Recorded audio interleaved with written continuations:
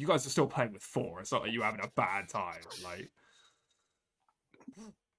no, we're having a great time. yeah, do you see that? Yeah, that thing I just sent through, the fucking Orisa teleport cheese. That looks fucking great. That's hot. Oh, that's hot. Yeah, that is absolutely great, dude. We need to try that because, like, I think Orisa is going to be one of my like main tanks. I think I'm gonna pick. I think I'm probably gonna go Orisa. And I was thinking Wrecking Ball, but I don't think so. I think I'll go Orisa and someone else. I'm not really sure who yet. Yeah, balls. Does a lot of damage. Who? Hammy. Yeah, he does. Yeah. He's just well, that's his role, is to basically just go in there, disrupt, kill someone, get a pick, and then just sort of bail with his adaptive shields. Just sort of leave. Yeah. He's not really a just stay disruptor there and shoot sort of frontline like Orisa and Reinhardt are. Yeah. Look how lovely this cup is. Isn't that a lovely cup? What is that? Is that like kind of metal? It's tiny. Oh. No, it's just like clay, you know. I went to find some flat white cups. Some flatty cups. Oh, okay. Yeah. You do love a flat white. I love a flat white, to be fair. Coffee of choice, to be honest. I mean, yeah, I think it's the natural evolution of a coffee drinker, to be honest with you. Like, you go from like big sugary lattes, like cappuccinos or even mochas, and you go down and down and down until you can actually taste the coffee. Yeah, I'm still not at the point where I'm just I just don't really enjoy like an espresso, just like a black espresso. I just not really there yet. Yeah, it's just a little bit too bitter for me. And if I did, I'd add like a little bit of sugar, just a smidge. To be fair, that's something I've been experimenting with, and it just depends on how the shot's done. Like, a good shot shouldn't be bitter, really. Yeah. It will still taste like strong coffee, but it depends on the roast. As it turns out, I don't like light roasts very much because they tend to be more acidic and like sour. Oh, okay. I don't like that, but I couldn't have told you that until about 3 weeks ago. Yeah. But yeah, all fun stuff. Also, did you watch that Kiriko short? The animation. I did. Yeah, it got me in the mood for watching a load of Overwatch anime shorts. Actually, the Soldier one is really good. I remember the Soldier one. The McCree one. The McCree one's good too. But yeah, Ash, McCree and Ash. Forget the Genji Hanzo one as well. Like, just fucking fire, that one. A classic. That one's absolutely the Kiriko one was great. So cute. And she's so badass as well. And I love the music they use with her as well. It's like proper sort of like kind of hip hop, like drum and bass, and it's just like like J-pop, well. Yeah. It's awesome. It's really cool. Yeah, those animations that they do are just so high quality. It's like really up there with some of the highest in the industry, and and it's not a hyper realistic animation. It's like it's like a Pixar animation. Yeah, this is cool. Yeah, no, it's really good, man. It just made me just love Kiriko even more, which I didn't think was possible. Yeah, she's a goodie. But yeah, cool. All right, we get a jingle in and start the show. I mean, I'm not on like crazy tight time frames, but it'd be nice to obviously not just blow through the whole Sunday. So no, let's do it. Yeah. All right. I'm going to start jingling now then. Alrighty.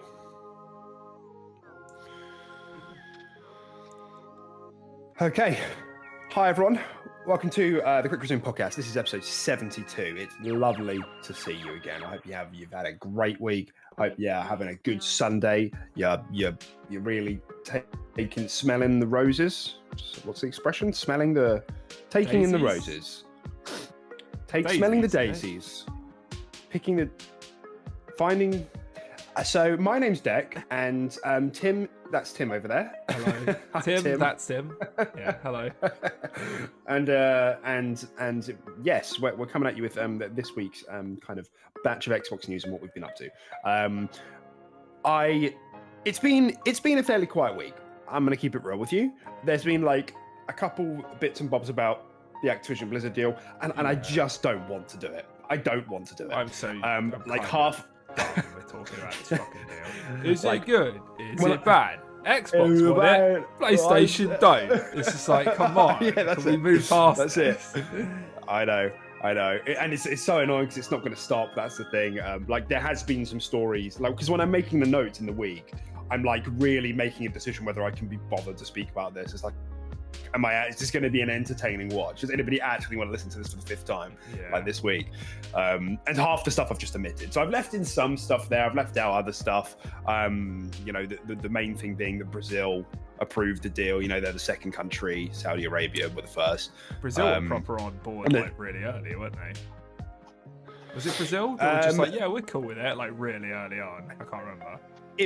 It was the Brazil government that decided that they were going to make the whole thing transparent, so they asked for other publishers to make statements, and so we got a lot of insight because of them. But yeah, so we'll skim over the top of that, but I'm sure all our listeners are feeling this like equally as fatigued talking about this fucking deal. Yeah, it's a little bit much. It's probably more entertaining just to hear our thoughts and views on Overwatch and stuff like that, to be honest. Yeah, wow, and what a great segue that is. So, unless you've been living under a rock, you've probably been well aware that Overwatch 2 has come out this week, and this is going to be Tim and Deck's Overwatch 2 segment. So I'm sorry if you have no interest in Overwatch 2. There'll be a timestamp for you. If you're here live, then maybe hibernate very quickly. But you know, if you know us, then you know that we like hero shooters. We like competitive first-person team shooters. You know, etc., etc. We always liked Overwatch 1. We put a good amount of time in it, didn't we? Like, yeah, we did. Yeah, was that like our between 20 and 30 days? Was that like our first like hero shooter? Hero shooter. I'm just trying to think of another like team-based hero shooter like that got us into it, and the fact that because we were obviously never PC boys. We never did like Team Fortress or anything like that. I think Overwatch might have been literally our first sort of PvP sort of team-based battle arena sort of thing. But yeah, hero shoot. Yeah, for sure. Yeah, I don't think it came out before Siege, didn't it? I want to say yes. I think Overwatch was like 2016, wasn't it? First Overwatch. Maybe did Battleborn come out first? Oh, yo, Battleborn. That was hype for the month it was live. Yeah. So obviously, again, if you've been following the news, you know that Overwatch 2 has had a bit of a disastrous first few days. They got double, triple DDoSed in the first 24 hours, and since then it's been quite painful. I would say it's been like maybe 2.5 days of very, very painful operating, like as in like getting into 40,000 player queues, waiting for an hour and a half to get down to 0, and then it resetting back to like 5,000 or something. You know, just silly shit like that. Yeah. And that has slowly eased up, but then there's been other issues as well, like people's accounts aren't merging between Overwatch 1 and Overwatch 2, not getting the stuff that they bought in the Watchpoint pack, which is, you know, the pre-order edition, you know, whatever, premium bundle.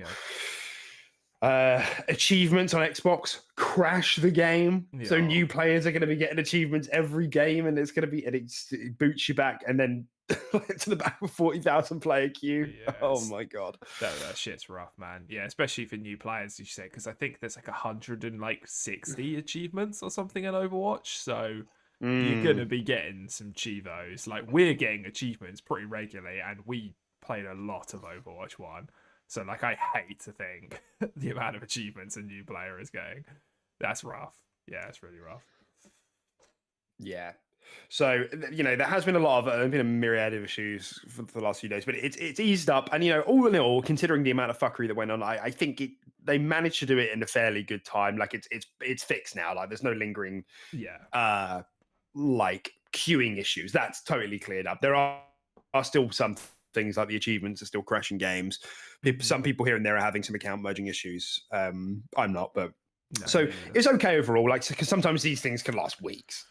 So those were a couple of painful days, but we're past that now. So really, I suppose we just want to kind of have a bit of a. I guess it's a review. It's a quick review, quick resume reviews, right? Yeah, Of yeah, Overwatch definitely. 2, Yeah. sort of, or review discussion, early impressions, etc., etc. Mm. So Tim, why don't you kick us off? Tell us sort of what your initial thoughts are of Overwatch 2, and history with Overwatch 1, and is this doing it for you, not doing it for you? Bear in mind the controversy here as well, of it being Overwatch 1.5, the free to Yeah. play model. What are your kind of thoughts on all of that at the moment? So yeah, obviously our experience with Overwatch 1, we played it a lot. We said this in previous episodes. I think we've probably sunk close to about, I mean, let's just ballpark it, probably like 20 to 30 days. I think I'm around like the mid-20s in days played. So we played it a lot, put a lot of time into it, and we enjoyed it. Big fan. And I'm very much in the camp of Overwatch 2 being if it ain't broke, don't fix it sort of thing. It's just more of the same, and it's great. They've done enough changes for it to feel fresh, and it's still unique in its own genre anyway. I think, and it just, I think it's kind of the peak of that genre. Like I really do think there's just some magic that just Overwatch does, which other people don't capture. I don't know if it's just the roster of characters just being so unique and all of them being sort of viable in their own situations, and the rock paper scissors aspect, or just like the real it. And I gotta say, it's very refreshing to have, coming from Halo and the disappointment of Halo.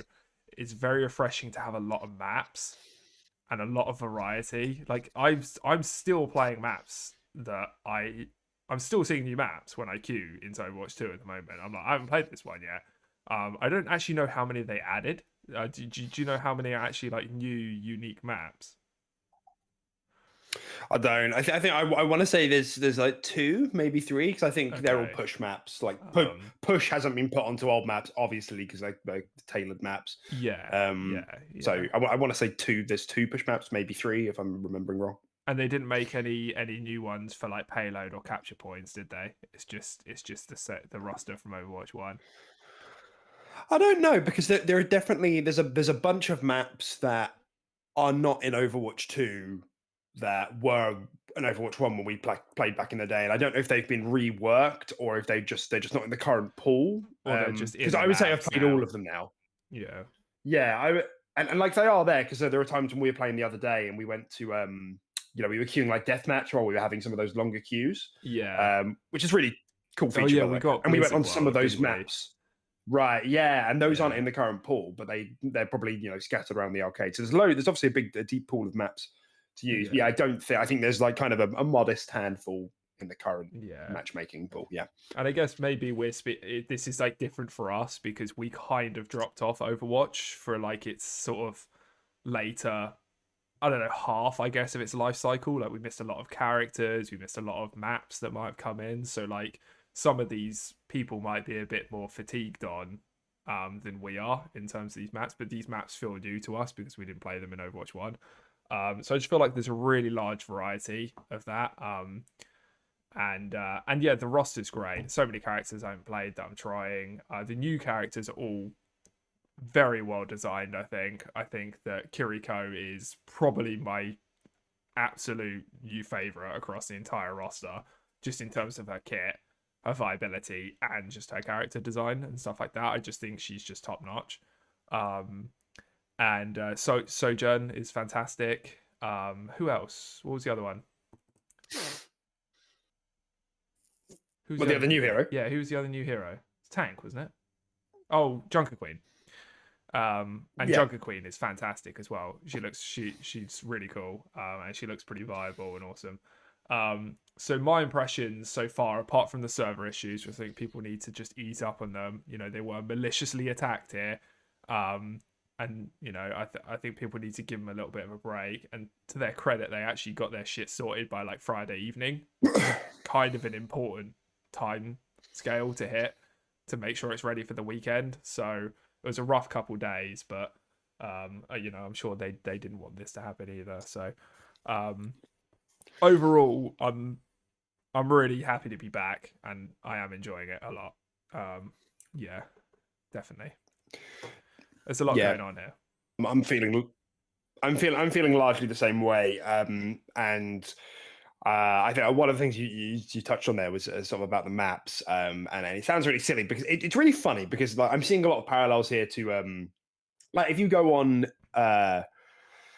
the Overwatch subreddit, whatever, any of the dedicated communities, Overwatch communities, you'll see a lot of anger, and it's almost the exact same thing I'm seeing when Halo Infinite launched, and I'm just starting to think, like, does this happen? Does this just happen with every like sequel? Like now, is this just the thing that there's like the hardcore followers who are on the spaces, the online community spaces, and then all of the any change that comes afterwards is like highly, highly, highly scrutinized. And just to be frank, like I don't think all of the changes in Overwatch 2 here are they're not all positive, and I don't think that there is definitely some fair and valid criticism, but there's some things where there's just a lot of unnecessary complaining or people complaining about preference, and that I don't think kind of exclusive to that hardcore bubble, which isn't reflective of maybe everyone else. And because it's in that kind of tight, that small space, it just goes round and round, and they all feed each other and get really, really angry about shit. And so what I was coming back around, where I was going with that was that we were talking about the map variation, and it sounds really silly, but it's like it's nice to have a lot of different variations of the same map. Yeah. There's daytime, there's nighttime, there's snowy of the same map, right? Sounds silly, but it's nice. Sometimes you load and you're like, oh, I haven't seen this in ages. I haven't seen this before.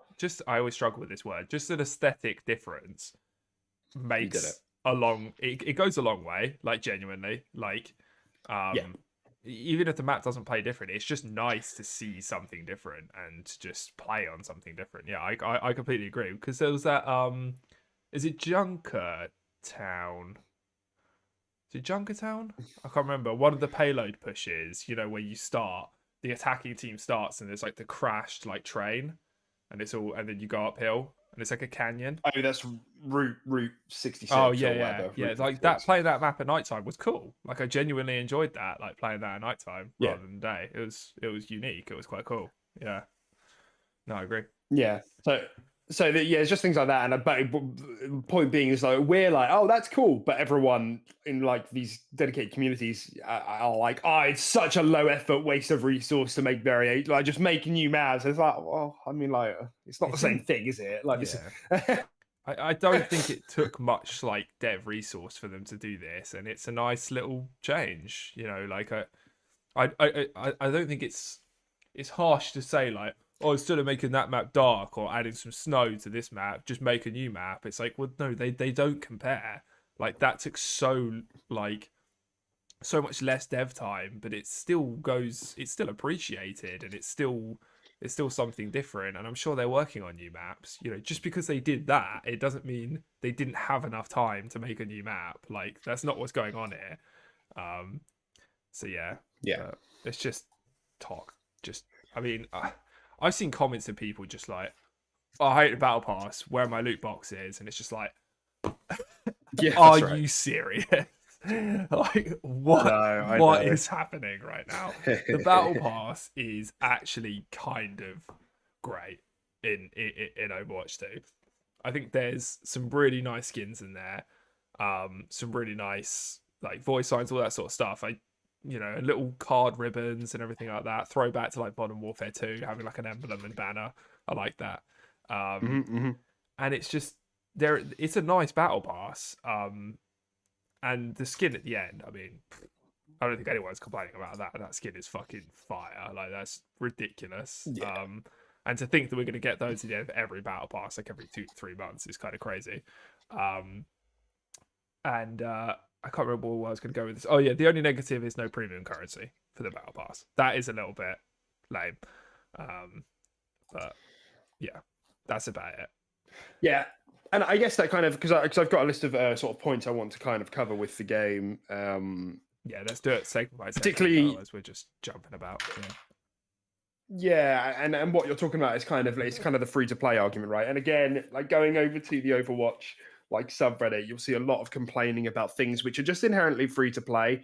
And you know, some of them I do agree with. Like I guess some people, this is what you get when you go to hardcore communities. It's people that play that game and that game only, and then are very isolated to the rest of the industry, and then are shocked when their game goes to, you know, free to play and has kind of the pros and cons of that system. Why are prices so high?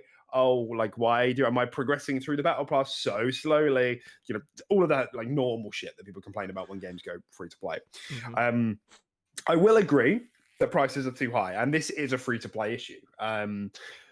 You know, like some of those skins are £20, or you know, just under, whatever, £18 for us, $20.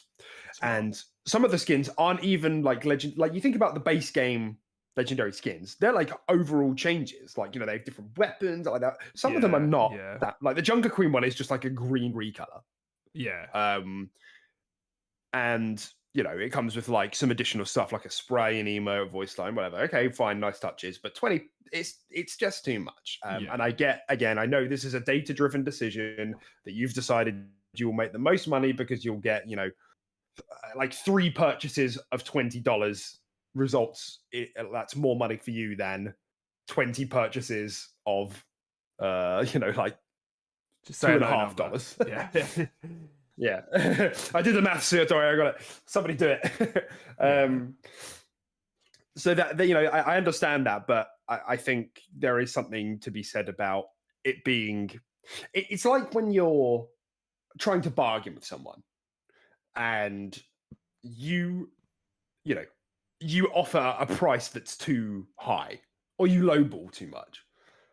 Like yes, you're technically not doing any harm, but it's just a bit irritating. It's a bit insulting. Yeah. Do you know what I mean? And so to go to the shop and see prices that high, it's like, like, you know, I can understand that agitation. I think, you know, for the most part, Battle Pass seems fine. Progress seems fine. You know, there's challenges there, but you also level up with just XP. Great, good stuff. None of that Halo Infinite shit where it's just challenges. Good, it's both. So, but yeah, overall, I agree. Battle Pass is looking good. Yeah, and there are ideas there, like your weekly challenges to earn coins and stuff like that. But it's just not enough. That's right. It's just too slow. I understand your game is free. I do get that. Like, trust me. But like, it's like I can't remember what we calculated at. Like, how many weeks you'd need to play and complete all these 8 months. It is 8 months to get one legendary skin of weekly challenges, and it's just like, come on, like that's insane. That's like, that's fucking stupid. Like, that is way too much. A weekly retention, we're talking every single day someone is logging in and playing your game and completing challenges for 8 months straight to get one skin. Like, there's retention, and then there's retention. Like, Jesus Christ. Taking the piss. Yeah, exactly. Like, you could double it and it would still be 4 months to get a legendary skin. Do you know what I mean? Exactly. It's so slow. But yeah, I mean, so like the ideas are there, they just need tweaking, which happens for so many free-to-play games. Halo Infinite went through the same thing, and they eventually adjusted the store. I think Overwatch 2 will probably do the same thing. I'm sure Blizzard will adjust these prices and give us more premium currency for our challenges and that sort of thing. But you know, it's a fine line, and I do understand it's quite hard to do this sort of stuff, but definitely with the weekly challenges, they are way off. Like, I don't know how someone thought that would be okay, crunching the numbers. Yeah, and I guess that's kind of like what like my angle on a lot of this, because when you like, it's a really common sentiment that when free to play, and like, let's not pretend that other free to play games don't have this problem as well. Like Apex and Fortnite, arguably 2 of the biggest free to play games out there right now. Other than maybe Overwatch, you know, I'm interested to see what numbers Overwatch has done actually. But those 2 games have the exact same problem. Valorant, you know, is known for being particularly egregious as well. High price skins. Maybe Fortnite's like maybe a little bit lower because it's literally like a metaverse by itself at the moment. You know, so it could afford to be a bit lower. Whatever, you know, it does include coins as part of its system. Typically people look to Fortnite as kind of the best implementation as the free-to-play model at the moment. Yeah. I But what when this happens, the sentiment is always, if everything was lower, I would buy more. You see these comments and they're always upvoted. This shouldn't be £20, it should be £2. And then I would buy loads. Yeah. And I just think it's very interesting because it's like, you wouldn't though, would you? You go to the Halo Infinite store now. A lot of stuff is dirt cheap. Like the Lego skins, the Lego bundles are still maybe like 1,200 credits or 1,000 credits. A tenner, $10, whatever. Good value. You can get like a single piece of armor for 100 credits if you really wanted to, for the stuff that's in the store. And I found myself thinking about this. I wonder if all of those people who said that they would buy stuff if it was dirt cheap, if they actually are now, because I bet they're not.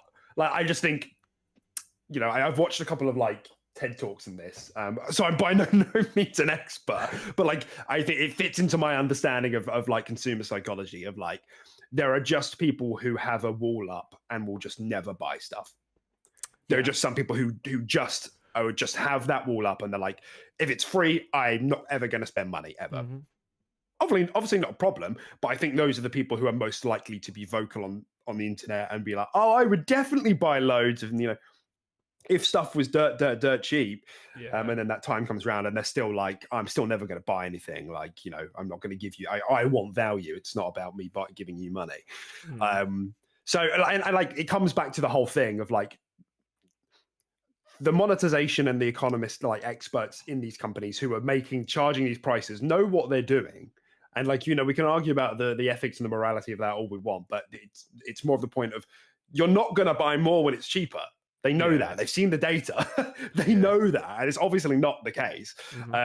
However, and this comes back to my original point, it's more of it feels like a seller is kind of spitting in your face by giving you a really high price. Yeah. It's just bad PR. It's bad optics. You probably will lose money if you put credits in your battle pass and you make those prices lower. But man, it makes the shop a much more pleasant experience to browse. So... yeah, just kind of wanted to get that off my chest because I'm a bit tired. I don't believe people when they say if things were so cheap I'd buy loads. I don't believe you. You might buy one or two things, but overall that's not cost effective for the company. So in which case, why are we having the conversation? Yeah, for sure. Yeah, no, I absolutely agree with that. And I don't think Overwatch is particularly bad, like we said, I would put it in the same sort of range as Apex in terms of its pricing strategy and stuff like that. It's not that far off, so I'm not out here steaming mad. I was actually kind of tempted with the Kiriko bundle, I'm not gonna lie. It came with a really really fucking cute emo and a great skin, but so it's not ridiculous, and it definitely hasn't got me upset at the game. But I mean, the sort of pricing aside, server issues aside, and everything like that, how do you feel? I mean, I guess you played a little bit of the beta as well, but you still enjoying the 5v5 change? How did you look at that? It's right next to my notes. God, that's amazing. We're so good at how this did you now. know? We're so insane. Yeah, nice. 5v5. Yeah, I get. So this is another thing. A lot of people, very controversial. There's a lot of vocal minority being really obnoxious about this. I think the 5v5 is the right change for the game, and I don't even have a single shred of doubt about it. I say this as someone who's been playing shooters really all my life. I know when a game's too chaotic, and every now and then 6v6 was a bit too chaotic. Yeah. It was always really good, but it had its moments where you just couldn't tell. It was too hard for someone to really keep track of. Yeah. And I'm gonna tie some psychology into this as well, right? Go for it, man. Working memory. You know what that is? Working memory? Well, no. Let me explain to you. We've got long-term memory. You've heard of that, haven't you? Long-term memory. I know long-term short-term memory. Yeah. Yep, you've heard of that as well. Short-term memory. Then you've got working memory. Working memory is usually like a subsection of short-term memory. Depends whose model you're looking at. Some people think it's an entirely different thing. Working memory is your ability to hold something in your head at once. And there's a really good exercise you can do online where you go on the thing and you click it, and there's loads of green balls on the screen, right? And they bounce around the screen. And slowly but surely, they start to turn blue. Okay, there's one blue in a sea of green balls. Oh, now there's two in a sea of green balls. And it keeps going, And past the point of about 3 or 4 balls, it becomes too difficult to track. So it'll ask you at the end how many blue balls were there. And you'll get it wrong past the point of like 4 or 5, unless you're very, very talented. Some sort of savant. You start to like estimate, do you? After a given. You can't, yeah, because you start trying to do different things. You start trying to like maybe sit back and just try and keep them in your periphery. Because at 2 or 3, you can like you can zip between them with your eyes. And then there's a word for that I'm blanking on, but yeah. Point being, typically we can only hold 3 to 4 items in our head at a time anyway with working memory, and that's kind of I understand is probably the basis for this sort of change. When you're moving, you can have a rough idea in your head, if you're not a scrub like all my teammates seem to be, all my randos.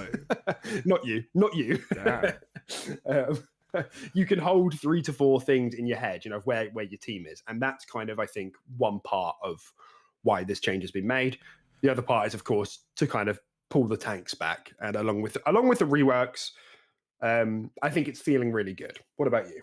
Yeah, I completely agree. I think it works really well with the changes they've made to all the characters, like with the removal of CC and stuff like that, because I think that's why CC was so heavy in Overwatch, because it was so chaotic with the 6v6 sometimes. You just needed CC to slow things down and sort of guarantee a pick or something like that. You just needed that. Otherwise, everything was way too slippery, way too like impossible to understand what's going on. So I think with the changes they made, they both sort of gel together quite nicely. The removal of CC and the 5v5. I'm enjoying it. It's definitely a lot less of a everyone just sits at a choke, fires abilities at each other until 5 ults pop off at once and everything just goes to shit, and there's just one winner. That's what Overwatch 1 was a lot of the time, especially if you played it in relatively competitive levels.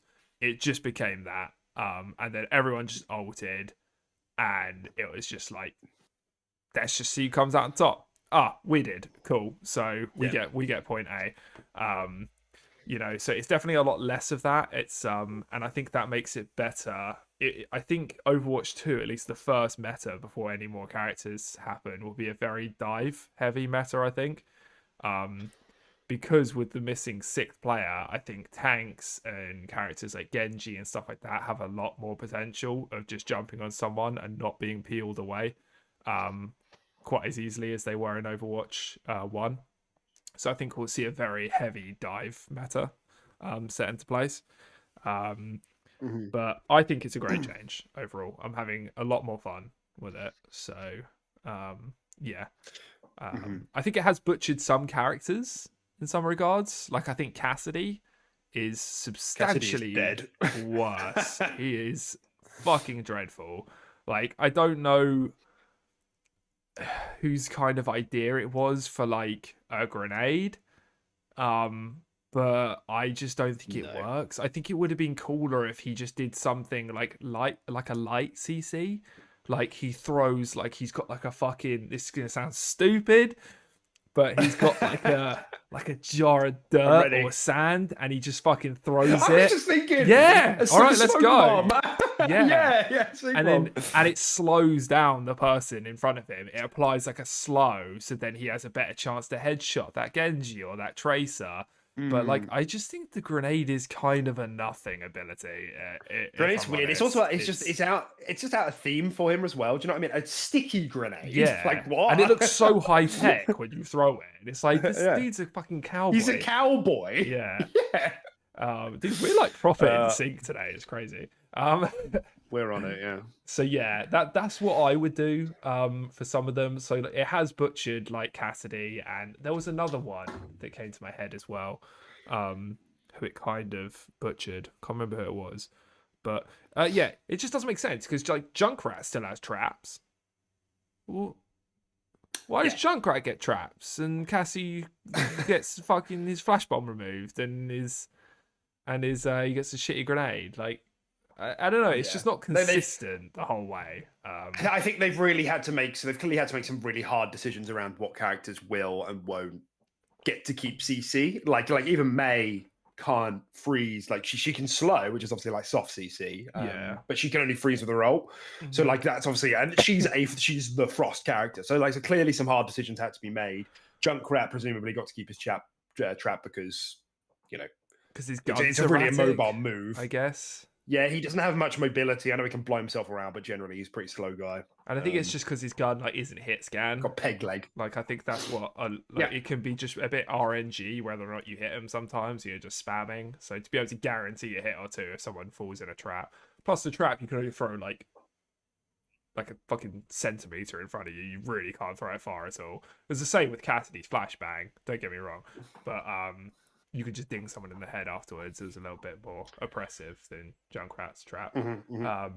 But yeah, so I think some characters they could just give some soft CC. I don't think there's any reason to just remove it just entirely. It's just like nobody has CC anymore. Like they've done with some people. It's just like you can give them soft CC. Just don't make it as potent as it was before. Like,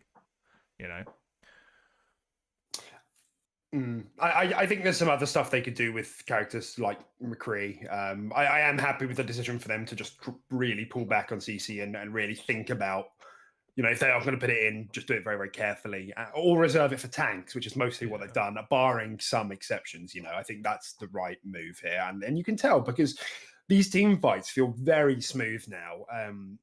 In my opinion, they're very manageable. We had this team fight, and this is the great thing about, even though it is an Overwatch 1.2, it's a semi sequel or whatever. It's been enough to it's come out at a good time, and it's been enough to get some people into it who maybe didn't get into Overwatch 1. And we had some friends, I was playing with them last night, and all of them having a great time, having a great time, which they weren't before, or hadn't really tried it enough, or hadn't So, and we had one of these team fights on, is it Hollywood? Is it called Hollywood? The one where you go through the fake town, the set. Yeah, that's Hollywood. Fake town, yeah. And the little bit in the in the western town, that bit after just the first push. Yeah. We had this death ball stand, battle of attrition against this other team. They had a Reinhardt, I think I was Sigma, and we were just it was like a 7-minute battle with they'd lose one, we'd lose one, they'd lose one, we'd lose, and it went on for so long. And at one point, I was like, "This is the most intense fight I've had all night." Yeah, and everyone was like, "This silence. Is awesome." It's just silence apart from Trace is dead or Anna's dead. Apart from that, everyone's just sweating. And it's just yeah, that's right.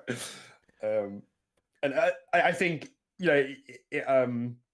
that's kind of where the magic of Overwatch really comes out. When you've got these teams and you have these bigger team fights with just a little bit of strategy, good call out communication, and we got to the end of it, and it was like a hard fought game, and everyone was like, "I loved that. That was so much fun."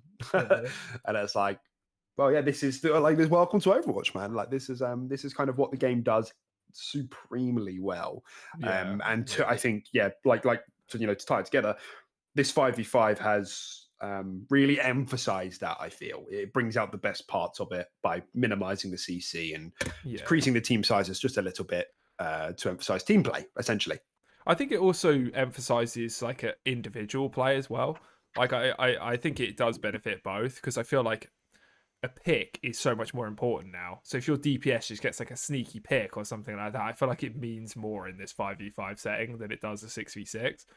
So I feel like there's more potential to sort of solo frag or potentially carry a game if you're cracked or something like that. I think, as well as emphasizing team play, I do think it kind of does the best of both worlds a little bit. Mm-hmm. So yeah. I wanted to quickly say hi to Joaquin in the chat. Hope you're doing well. We're in our Overwatch 2 era. We're in our arc right now, so you'll just have to bear with us while we finish this off if you're not interested in this conversation. But we do have some Xbox stories to come by in a bit.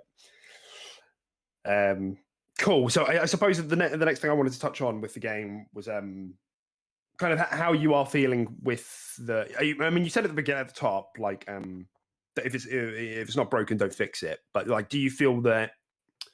Like, how does this feel for you, given that it is such a small upgrade or medium upgrade, whatever? Like, how are you feeling about that? I think it's done enough for the fact that it went free to play. I would have been a little bit iffy on this if they were charging money for it, even at a reduced cost, like £30 or something like that. I might have just been like a bit like, I don't know, I'm paying 30 quid for a little bit of an upgrade, a few new characters, that sort of thing. I probably still would have done it because I love Overwatch. But I do think they've kind of, done enough to mercy revive the game, so to speak. Big. Yeah. And I think it was a good decision to just slap a 2 on it, make it free to play. And yeah, just make some pretty meaningful changes that go a long way, like the change to 5v5 and just the new characters and the reducer CC and stuff like that. Because I think a lot of people just found that sort of stuff quite annoying in Overwatch. Very CC heavy and stuff like that. So yeah, no, I think it's good. I like it. I guess maybe like the hook here is the fact that they've really adopted the seasonal model quite heavily here, haven't they? Because one of the things I definitely criticized about the first Overwatch is how much time, like how long those seasons were. Well, they didn't really have seasons, did they? They had events, and then a hero would come out every now and then. Yeah. But that was kind of before the age of free to play, and they've not only committed to a free to play model, they've committed to a very fast free to play model. It's like 2 months, isn't it, or something? I don't think like it's 60 2 days. months. I don't think it's 2 months consistently. I think the first 2 battle passes are 2 months apart, but then I think they're settling into a 3-month, similar to Apex. I don't think it's 2 months across the board. But just so we got this battle pass, and then I think in like December we've got another battle pass. And then I think it starts to move to like 3 months. I think the next battle pass is until like Feb or something like that. And yeah, I'm not sure on the sort of time frames they will be releasing heroes. That's just battle pass time frames and maybe like a map or something like that. But I imagine heroes will probably be slower than that. Maybe every 3 months, maybe they do like Apex and they give you one, and sometimes they miss a season and then they give you another one, that sort of thing, that sort of 3 to 6 month. But if it's anything, like the way Apex's model is, I'm happy, because I think that's enough content to keep me there and hooked for that time period. And then I'm like, oh, new battle pass. Oh, new mythic skin. Yo, this mythic skin's for Orisa. That's hype. And the potential with these skins, the bar they set with this Genji skin is ridiculous. And I'm buying every battle pass. I'm grinding every battle pass. And if it comes out for my demo, like customizable skins like this, and they just look so good. If it wasn't customizable, it's still fantastic. But the fact that you can change elements on it, and just like, and quite a lot as well. Like, it's not like stupidly customizable, but they might push the boat out more later and like just give you like an RGB like color selector, and it's just like you could just literally be quite unique with this. I think that's so cool. Yeah, absolutely. These sort of games live or die based on their kind of seasonal cadence and their content. And Overwatch has historically always been pretty good at like getting events out. Their events have always been pretty good. They come with sometimes it comes with a PvE component. Usually they'll have like themed loot boxes that you could buy, and maybe an opportunity to get some free loot boxes along the way. So I imagine they'll do something similar, like a free track. And then the stuff in the store you can buy if you want to, and hopefully they've made some price adjustments by then. And then, of course, coming up to the next season, which they said on the roadmap, there's a new hero coming in whenever it is, November, December, I think they said. Oh, really? Wow. For next season, there's a new tank, Awesome. a new tank for then. So that would indicate to me that they are looking to do it seasonally, but I doubt they could keep that up. Like, I don't know, because there's a lot of thought that goes into these heroes. So we'll see. But yes, it's sounding good so far, and overall, it is good to be back. And I guess rounding out what I have to say about kind of the Overwatch 1 and the Overwatch 2 similarities, and is it a sequel or not? Well, it's like to me, like, it's quite clearly not a sequel. Like, it doesn't feel like a sequel. It's had, like, there have been all of these gameplay changes. There has been like a nice facelift, like a graphical facelift. And I kind of feel about it like, on a bigger scale, in the same way I felt about Xbox keeping the same UI between generations. There is it like, it undermines like the initial oomph and excitement maybe a little bit, but overall it's something I appreciate in the long term.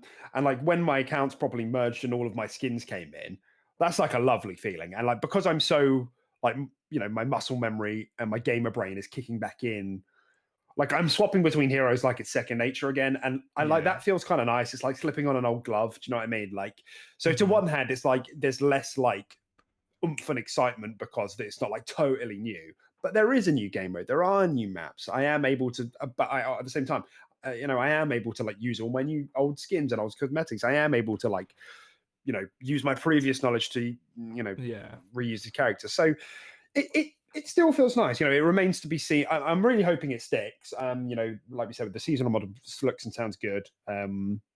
But yeah, feeling really good about it right now. I still think it's fantastic. It's still a fantastic game, and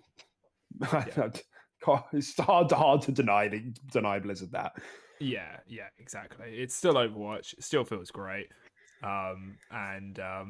And yeah, one thing I might say as well is with the new characters, it's not only playing them, it's how they also interact with all the other characters' kits as well, which I feel adds a lot of game time and a lot of play value as well.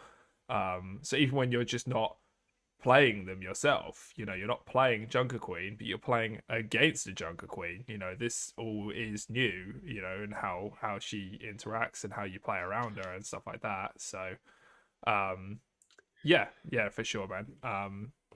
I do like it. Like, I feel like if they just did like an Overwatch 2, new engine, new this, but it's just like only some of the characters are in, we've got some new ones, we've got some old ones, they kind of play different and look different. The roster's around like 15. This is Overwatch 2. I think I'd be more happy with what I've got now. Because I'd have to just it's just like, yeah, like you said, it's like slipping on an old glove. It's quite nice. You can just settle back into it. As well as enjoying new things that come with it, which don't seem so jarring.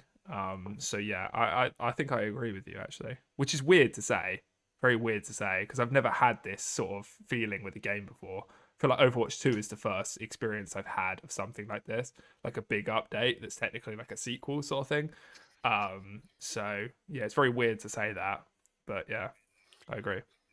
Like, I think like the inverse of this was like Destiny 2, right? Yeah. Where they were like, "Get all your stuff's gone."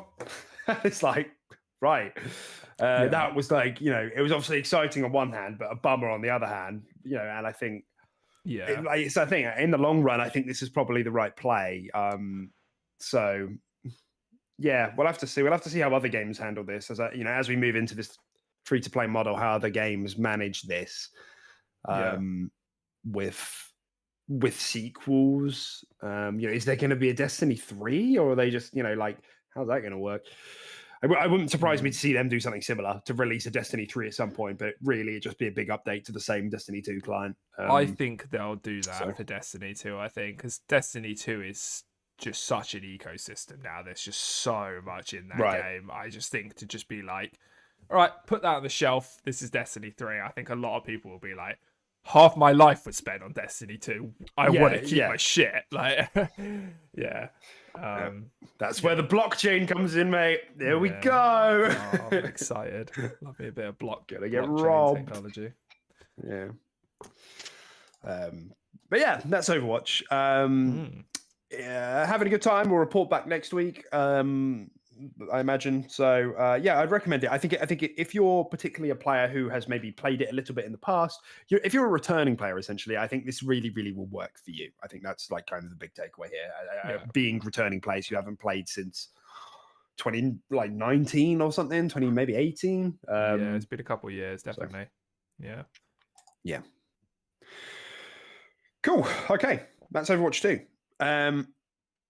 So moving on to some of the other honourable mentions for the rest of this week.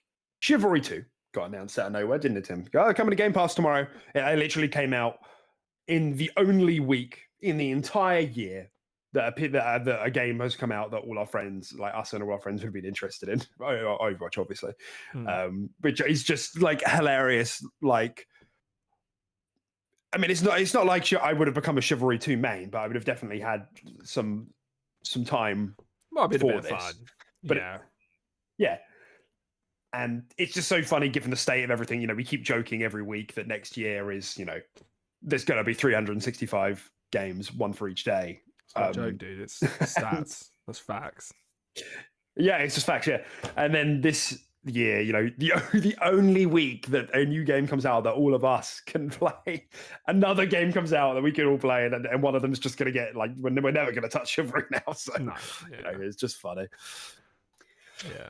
Yeah. There has been a smaller Xbox fridge. That's still going. That's still a gag. You might have thought that's just a gag. That the Xbox mini fridge. No, this is a business. Yeah, they just made a smaller one. I think it can hold 8 cans instead of 12, if I remember correctly. I can't remember the exact tweet. Are these things? I'm surprised you haven't got one of these. Yeah, I was about to say, do these things do they distribute to the UK, or is it like an America only thing? I think so. Yeah, I reckon they're. So a lot of this stuff tends to be American only.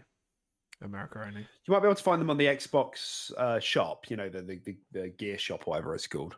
Okay. Yeah, I mean, I'd be quite interested in something like this. Yeah, for sure. Just have a little milk there, plug in a kettle, done, mate. There was somebody. Where did I see it? Somebody had like made an edit of like an Xbox Series X shaped espresso machine. I was like, that's cool. I'd buy it. Yeah, I'd buy that shit. It's literally just got a hole out the bottom and then like 2 little cups underneath and a portafilter. It's great. Yeah, that is pretty cool. But yeah, no, it's definitely something I bought mini fridges in the past for sure. My problem with them is they tend to be quite loud, mini fridges. So I don't know. I'd have to read up the reviews and see what this is like. If it's anything like the Series X, ain't making any noise, silent as anything. Yeah. But that's right.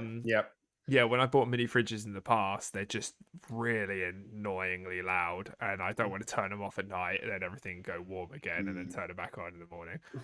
But yeah. Do you not wear earplugs? No, I don't wear earplugs. No. Why'd you say it like that? Why'd you say it like that? Because there's no like intrusive noises happening around me for me to wear earplugs. I don't need it. If I had someone that snored right next to me, or if I was on a loud street, then maybe, but I'm not currently. Bobby, you could have a mini fridge and just wear earplugs. I don't think it's worth it. No? Earplugs are kind of weird, man. They've always like I've had to use them in the past, and they don't really cooperate with my ear holes. Gotta get some good ones, man. Yeah, well, this just sounds like an expense for both a fridge and good earplugs now. So I'm good. That's okay. What's the problem? You have cold milk and good sleep. I don't see the problem. All right, it's a compromise. No. Make a quiet mini fridge. That's all you need to do. I'm like Frankenstein when I sleep now. I get like earplugs in. I've got a face mask. Yeah, I literally do. I wish I could just like tranquilize myself so I don't feel movement either. Movement keeps me up. Yeah. What's wrong with you? I really wish I could. Because I sleep great. Like it's when I can't feel, see, or hear anything, I sleep great. When I'm dead, I sleep fantastic. Yeah. They call it the big sleep for a reason. Yeah. Yeah, it's a bit annoying that my partner has to defibrillate me every morning, but I get a great night's sleep. Yeah, I feel so good when I come back to life. The doctors say it's knocking years off my life. Yeah. I disagree. But that first gasp of air when you wake up from there, it's so clean. Wow. It's fantastic. What a rush. Oh, God. So I've got for our last bit of for our last honourable mention this week.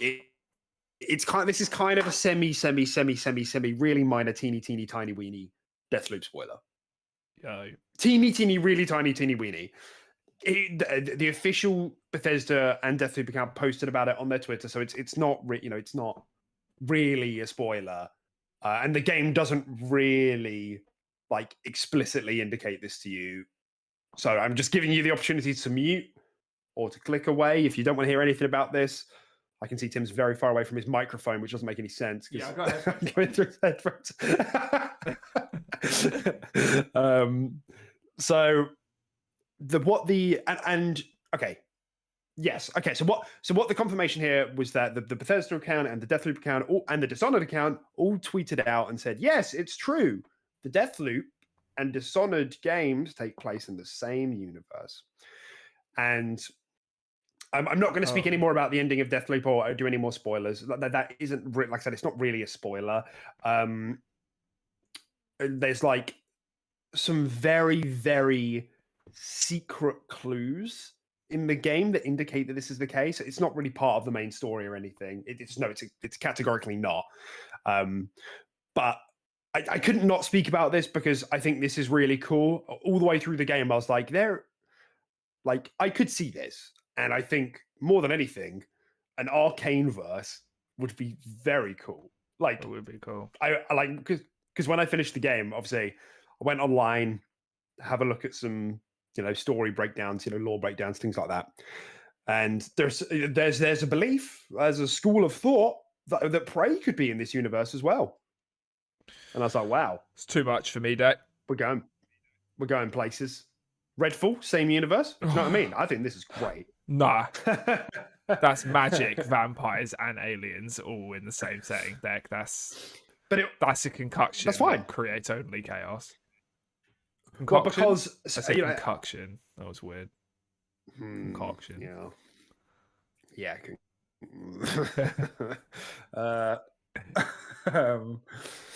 Because they can pretty much get away with anything. Because the whole thing with Dishonored is that it's the void, the outsiders from the void, and the void is just like this mysterious other dimension that has like a little bit of sentience to it. Yeah. And grants people powers every now and then. And the void kind of can explain anything, really. Yeah. So I just wanted to like that's very. There's like a really small bit of connective tissue at the end of the game. You'll know what I'm talking about if you know. I won't spoil it. But again, nothing explicit. But like, if you know, you know. I probably wouldn't make the connection anyway, considering I haven't really played or completed the Dishonored. So no, but like, I think there's something at the end that you would have raised an eyebrow at, for sure. And if I pointed it out to you, you'd probably be like, "Oh yeah." But I guess while I'm on the topic, Corvo in it. I Corvo in the game. Nah, Corvo's not. No, Corvo's not in the game. Man. Yeah. He just pops out and he's like, "Hello." Yeah. Assassinates you. It's not really subtle, is it? It's Corvo's no. just there. Hello, I'm from the Dishonored universe. Yeah. These universes are linked. Just leaves. Yeah. Blinks away like off screen. Yeah, I finished Deathloop the other week. I just wanted to give a quick update on that. I'm formally giving it a deck review QRP score of 8.9. Whoa. Yes. It's a very high score. What's up with that 1 point away from the 9, dude? It's not cool. It's a very provocative score, isn't it? Yeah. You say 8.9, I was like, it's a weird score. Why is it not a 9? And you might remember if you listened last week that I said I thought Deathloop for me was somewhere between a 9 and a 10. So I've actually put it like a little bit just beneath that. And the reason for that is because I didn't think it came together particularly well. I'm going to stay away from spoilers, but I don't think particularly the mystery ever resolves. It has an end point, I guess. And the way the story led up to it was cool, but it just never kind of the game just does not care to explain to you what is happening. And so I thought that was a bit disappointing. And like I talked about a few grievances with it last week, so I'm not going to go over it again. Overall, I still think it's really, really fantastic.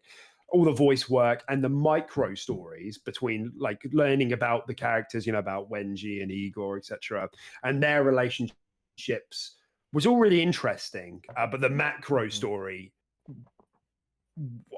it just never came together. I don't think really. Oh, okay. And there are still some scenes in the game that I'm confused about. Although the game did get an extended ending with the update, which it's like, it was an interesting ending for sure. But it just didn't it didn't explain much else. So anyway, yeah. Arcane Multiverse, that's rad. And yeah, maybe we'll see Corvo in Redfall and Colt. Let's go. And Colt in Redfall. Yeah. I can't remember the guy's name in Prey. What's his name? Yeah, I can't remember either. Morgan. Morgana.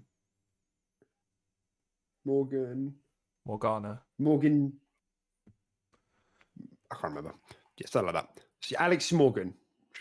Nope. But it doesn't matter. Oh, okay. You're close. You got Morgan.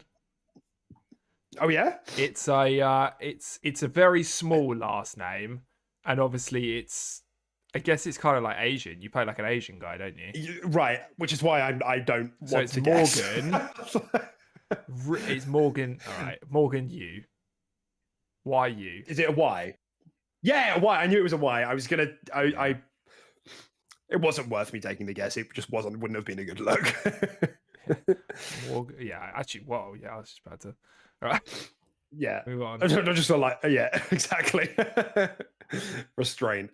Okay, right. Okay, first big story of this week. It's on the title of the video. It's part of the thumbnail. And I really had to think carefully about this because I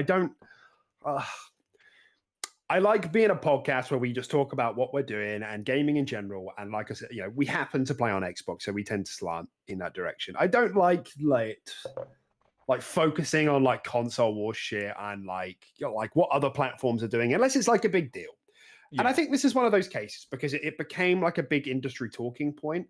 And what I'm of course talking about is some file leaks, or I think it's been leaked. It hasn't been officially confirmed that Horizon Zero Dawn is getting a remake, and this is following on from criticism of The Last of Us Part 1 remake, a couple of weeks back, because that game already got a remake for the PS4, and then it got an uplift for PS4 and PS5, and then they remade it again.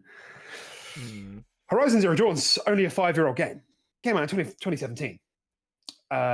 It's had a big uplift for PS4 and PS5 already. The sequel just came out and had a big uplift as well.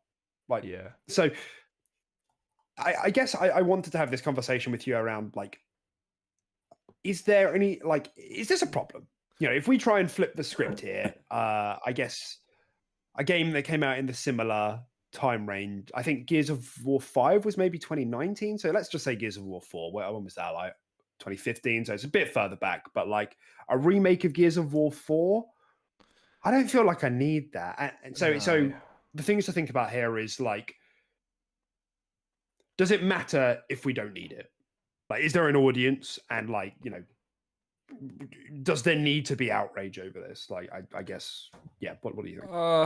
I mean, personally, I think it is a bit fatiguing. I think it's a bit much to just do so much with this so early in its life cycle, sort of thing.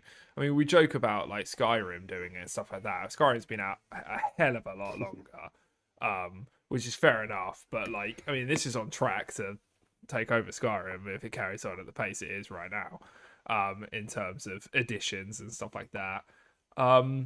Yeah, it can just be a little bit too much. But then I also do think there's always a market for this, even if it's not for me and I personally don't like it. I mean, just look how successful the Last of Us remake was. I mean, critically, very well received, and it sold very well as far as I'm aware. You know, so Yeah, I don't know if we have numbers on it, but I don't know. yeah, as far as I'm aware, I'm kind of guesstimating, but I'm sure it did. There are people that will always want to come back and revisit this. Again, it depends on the quality of the remake as well. But you go back and play Horizon, it's still a fantastic game. It plays fantastic. It looks beautiful. It's not outdated. So do you really need to do this? Do you really need to give it this treatment? I would say no. But I do argue some games could use this treatment. Like, I think the Dead Space remake is really cool, and I'm kind of looking forward to that. Dead Space is a lot older though, and it kind of was just like, it's out, it's done. Like, a long time later, there's a remake. It's kind of different. So yeah, that's basically my take on it. I think there is a market, but I don't personally think it's needed. Yeah, it's a bit of a funny one because like a lot of the conversations around this have been really interesting. Some people are like, oh, why are they doing this? What a waste of resources. And then other people say, oh, well, there are going to be people interested in a remake, so it's not a waste of resources. So then you kind of get onto this kind of sliding scale of like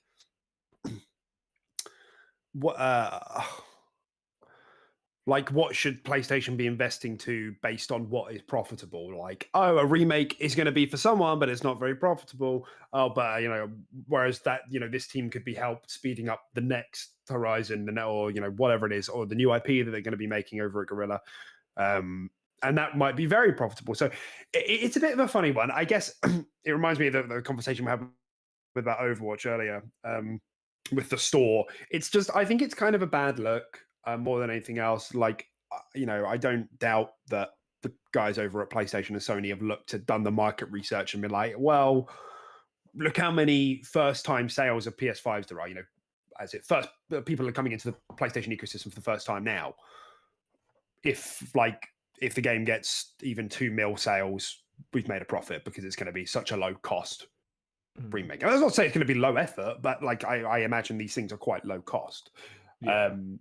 And I think I think it's also a bad look that because the PlayStation 5 has started to, and I know I was like throwing stones from glass houses thing, but the PlayStation 5 has started to have quite a slow cadence of game releases, other than God of War coming up. It's a bad look for like loads of remakes and director's cuts. Like, let's not forget that Ghost of Tsushima director's cut, Death Stranding director's cut, Last of Us remake. Like, I got a short. There's going to be give it another year or two. There's going to be a God of War 2018 remake, like, for sure. I don't doubt it for a second. Yeah. And it just starts to become a bit of a bad look when you're releasing your games and then immediately remaking them, because I think at some point it's going to start to affect consumer confidence. It's just like they're kind of just desperate and just kind of cash. Using all these as a bit of a cash cow rather than like testing the waters or trying something different. It just doesn't. Yeah, like we said this a few weeks back about like the whole thing with how PlayStation are approaching their PS Plus service. Like, it doesn't really feel like they're trying to add value to that. Like, it's still good. Like, it is still good, but making all of these, it'd be such an easy win to make these remakes and then bang it into your subscription service. Do you know what I mean? But like, if you're remaking these games so fast and not even adding them, like, are you expecting people to buy it once, like pay for your service for 5 years, and then buy it a second time again for full? Bearing in mind, these are full price.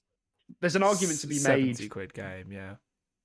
That these maybe should not be full price as well. Like, that's like the existence. Like, if they had made these games and were giving them away for free, I'm sure people would be complaining very little.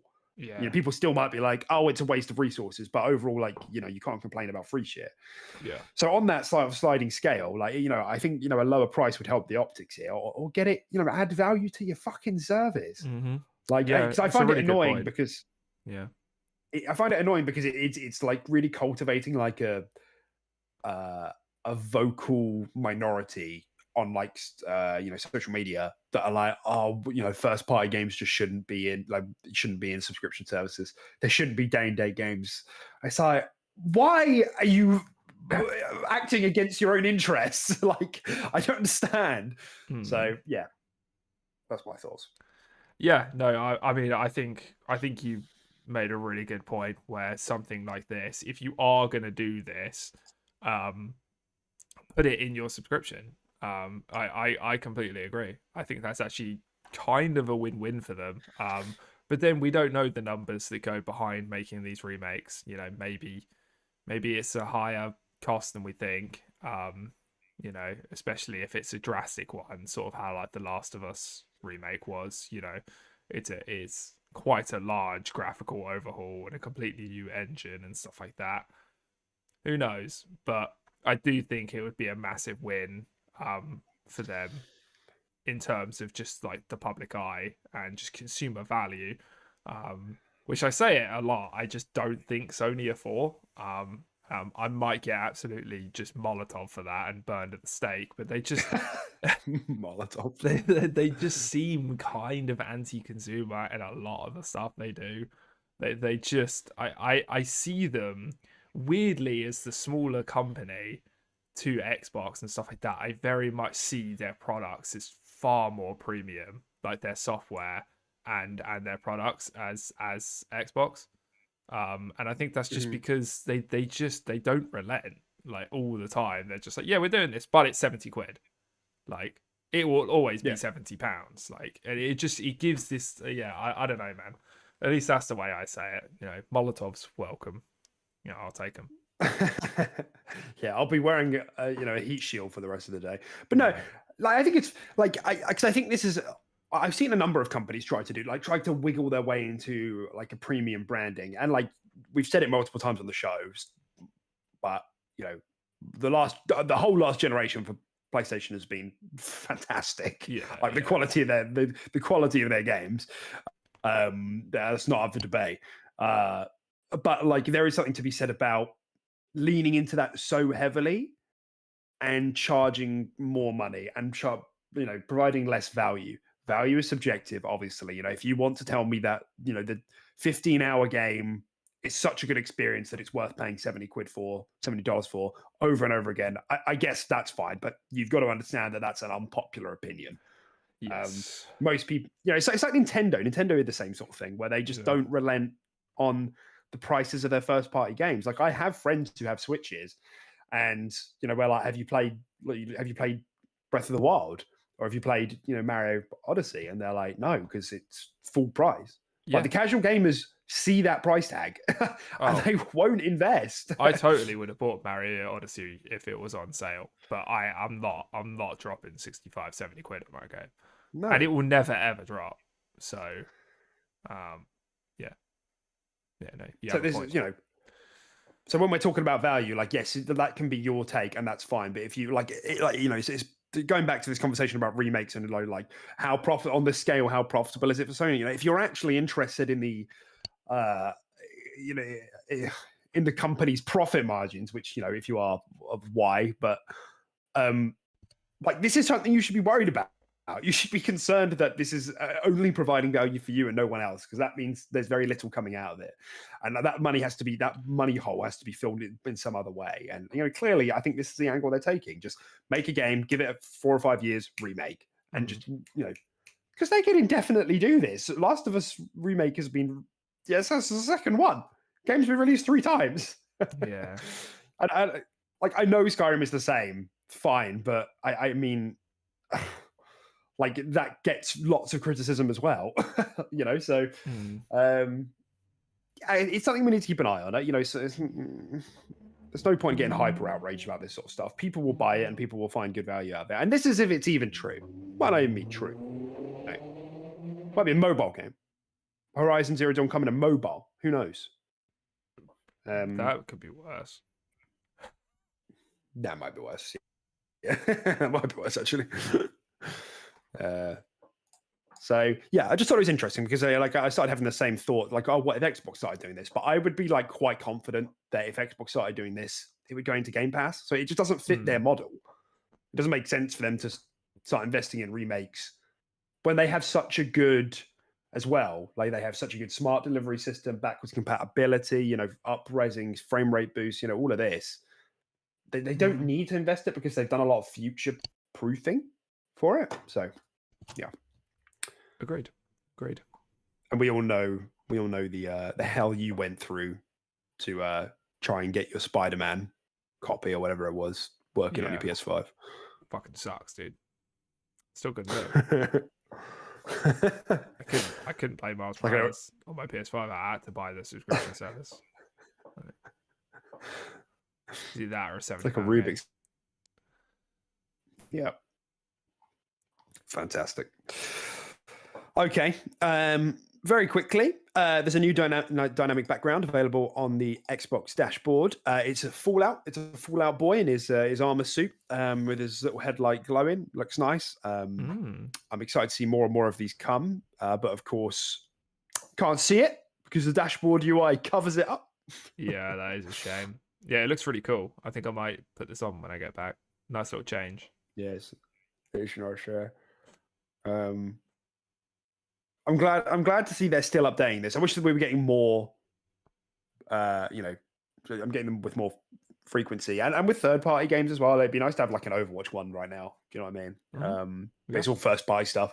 It's like Wasteland, Fallout. Yeah, for sure. But yeah, hopefully that dashboard rework that they're doing, they get enough feedback to really make that work, because that mock-up that they did was not it, Chief.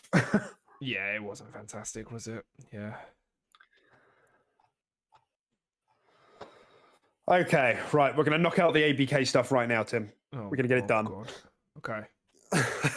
Yeah, all right. So Microsoft made a website outlining the benefits of the Activision Blizzard King deal. They actually made a website, and they were like, it's just like, it was quite funny. It's like kids going to their parents with like a PowerPoint and like, why I should get an Xbox. Yeah. Do you know what I mean? Why you should let me sleep over at my friends tonight. Yeah, that's right. And you can really summarize it with this nice little graphic that they made. I'm not going to read the whole thing, but it's separated into 3 columns: benefits for the players, benefits for game creators, and benefits for the gaming industry. We've covered these points extensively, and we don't need to cover them anymore. But I do want to ask you who you think this is for, this website. I think this is website it for us? is for Jim the Rim Job Ryan. Yeah, it better be. No, it's just a way to just kind of dumb it down and just bullet point and just for the general consumer and anyone else looking into the deal as well, and these decisions. Regulators as well, right? Yeah, exactly. They're still going to dive deeper, but it's just at a glance, they can see this sort of stuff and know that Microsoft and Xbox are not going to be particularly malicious with the deal either, and they're not going to just be like, haha, COD's ours now. 5 billion to have it on your console, please. Well, I mean, we laugh, but like, let's not forget that PlayStation has a cross-play tax. Oh yeah, that's up there. I can overlook a lot of stuff. I'm a patient guy. I'm a tolerant guy. That's pretty toxic. Cross-play tax? Come on. Yeah. Come the fuck on. How's that abusing fucking like market share, like abusing market power to like fleece developers? Like, Jesus. Yeah, it's not cool. Because like there has been this ongoing conversation this week, and especially with this happening, and the second part of this news story is that Brazil, like we said earlier, have been the second country, the second regulated body to approve the deal. There's been a conversation around, will this mean that Xbox get enough content to essentially be able to exploit the industry? Will they have so much leverage now that they can get deals so easily? And that's a fair question. There's a reason regulators are looking into this, right? It is let's not forget, it's like the biggest deal in Microsoft history, not just Xbox. The biggest acquisition in Microsoft history. Yeah. And I think that like a really interesting parallel that came to mind, and I know this is whataboutism, but I think it's an interesting parallel nonetheless, is that how rampant Sony have been running with JRPGs and Japan in general has been arguably anti-competitive, right? They were so aggressive in the early Xbox One gen that had like particularly big ramifications in Japan because Japan was never that invested in Xbox anyway, that they just started getting exclusives by default. Devs stopped making games for Xbox. Yeah, they did. Like they had so much leverage in that territory that it became just pointless for them to make games for other platforms. To me, like, I mean, maybe someone can correct, like that feels anti-competitive. And I guess there's a bit of a hypocritical feeling that all of a sudden and I know this is on a bigger scale, for regulators to now be like, oh, what if Xbox, gets like market share and gets the benefits of that? Yeah, I don't know. I guess if I don't particularly care, like if this deal doesn't go through, I'm not, it's not a big deal. I obviously want value for my purchase and my subscription, and that mainly through 67. Well, that would be lovely, yeah. But like that 67 billion isn't going anywhere. That's still gonna go towards acquisitions. Do you know what I mean? That's budget for acquisitions. So they're still going to provide that value anyway. But so if this deal does get blocked, I really hope that the thing that we get out of it is more regulation in the gaming industry. I've been saying this for ages and ages and ages, that I think whether it's loot boxes, monetization, like aggressive exclusivity, like timed exclusivity, I don't understand how that's legal. Timed content exclusivity. We're going to make you pay the same price for less of a game for 1 year, 2 year, 3 years. Like, what? How is that a thing? It doesn't make any sense. In any other form of distribution, maybe it's just a digital, no, but like in any other form of like purchase, that would be ludicrous. Like buying a meal and getting your pork chop 3 years later when it's moldy. Oh, well, you technically got it. It's like, pay the same price. It's fucked. So anyway, I hope that if this stuff is going to get looked into really heavily, then at least do it fully. Fucking go all in. Get a strike force that can go in and is actually knowledgeable on this stuff to really look into like how this stuff can be regulated, because some of this is really silly. So I would be perfectly happy for that to be the the byproduct of the Activision Blizzard deal getting blocked. More regulation. I think even with it being blocked, I think it's still going to benefit the consumer in some way in those things we just said, with the fact that it's just going to provide hopefully more regulations moving forward. But it's safe to say I don't think we've said it a million times. I don't think it should be blocked, but we'll have to wait and see. But yeah. And the final part of the story, I suppose, really is on the back of Brazil's approval of the deal. They kind of bodied Sony in the process. Did they? Proper. Yeah. But which I don't know. Like, I don't know if this is like a genuine comment or just because like Brazil. Oh, maybe I'm getting confused. Actually, I was about to say Brazil is a very Xbox dominated territory, but I think that's actually Mexico. I think it is Mexico. Okay, ignore that part. So what they said, let me just find the part. Okay, so bear with me. So quote, furthermore, it's important to highlight that the central objective of CADE's activities, CADE being the Brazil regulatory body, sorry, I don't know what it stands for, is the protection of competition as a means of promoting the well-being of Brazilian consumers, and not the defense of the particular interests of specific competitors. After all, one cannot lose sight of the fact that the holder of the legal assets protected by the law number 12529/2011. Whoa, I know that one very well. Yeah, I'm familiar. Yeah, is the collectivity and not the competitor/economic agent as an individual entity. In this sense, although it's recognized that part of the users of PlayStation consoles from Sony could decide to migrate to Xbox in the event that Activision Blizzard games, and especially Call of Duty, become exclusive to the Microsoft ecosystem, Cade does not believe that such a possibility represents in itself a risk to competition in the console market as a whole. So really, it was Sony are trying to make out like the whole competitive landscape is going to get fucked by this deal, and it's not. Like, they might lose some consumers in the process, but like, yeah, this is what competition looks like. Yes, of course. Yeah, exactly. Yeah, it's not competition if if both sides only benefit. You know, there's going to be some negative to one side in competition. It's like a team. You go and play against a team. Cricket matches, someone's got to come out as a loser, but it doesn't. You know, it's just competition. It's not the be all end all. It's not. Yeah, it's you not come like back stronger for the next match. Yeah, exactly. It's not like we win that cricket game and then we just get to line everyone up and shoot them in the head. You know, that's just it. They're just done. They're dead. You know, it's just like they get to play another game and come back stronger. Yeah, and I completely agree. I don't think it's the be all end all. I think Sony are just making a meal of it, making it sound worse than it is. It's just going to completely. Well, yeah, like totally. You know, and like we've said before, this is, we fully expected. This is exactly what shareholders are saying. Get out there and plead the victim. Like, you need to do what you can to get as many concessions as you can, or to block the deal, whatever it is. And obviously Call of Duty remains massive, no doubt there, no need to go around in circles on that.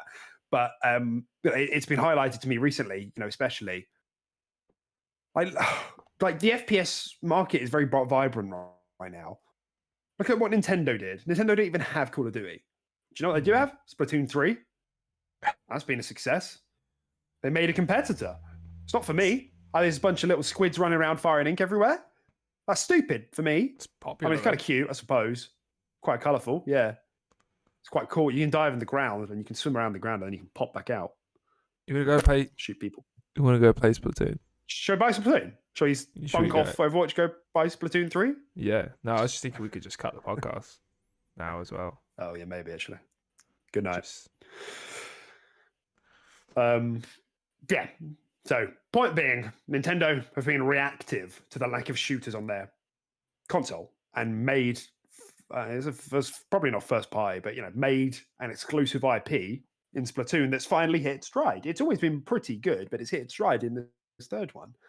And Sony can do that, especially if they're going to go around making, triple remakes, touting that they're the premium make the premium products and the best games around. Then make a bloody shooter. I'm sure the Last of Us factions, they will try and market that as their big shooter, big competitor. And they've got like 12 games as a service coming, which is, very unpopular to a lot of the crowd over there. But like, that's why they need to be better. They need to be better prepared for the possibility of these deals, even like the marketing deals, going to other platforms. So yeah, that's the ABK part. Done. Bring back Killzone. Make a good Killzone. Did you ever play that? Is that any good? I think I played Killzone 3. I think it was okay. Their single player elements are always quite fun, like gadgety, cool, futuristic. But I've never been a fan of their multiplayer elements. Yeah, I don't really know much about them, to be honest. I just wanted to say hi to Arvin in the chat. Hello. Hope we're all doing well. We're at that part of the video, by the way, where if you've been watching post-show, give us a like button. Don't give us a like button. Hit the like button. Maybe consider subscribing. Go follow us on Twitter. Links are in the description. Tim, I've got your Twitter in the description now. Yo, why? You can't escape. You're part of this. Don't tweet. I don't tweet. You're part of this. I'm going to get everyone to go and harass you to make some tweets. Not cool. You need followers to be able to do that. Active followers. Be funny. Shots fired. Be the funny man who... Fuck you, man. What was I going? Oh yeah, like the video. Subscribe. We do this obviously every every Sunday. So we'd love to see you every week. And we'll be live on, we'll be live. We'll be on all your favorite podcasting services afterwards. So you can find us there, Spotify included. Thank you. Nice. Looks like he's already done it. Cheers, Nice. Arvin. Look at that. That is reactive. Yeah, That's a what a true legend. gamer. Yeah. Let's give it up. Give it up. Round of applause. Okay, Tim. Starfield. I'm you know, Joe, what? It's I miss the back. days of us talking about Starfield every single week. Yeah. No way. Did Those they were release simpler another times. Those another pixel simpler that- times. that we can zoom in on? And is it another comparison to No Man's Sky? What is it?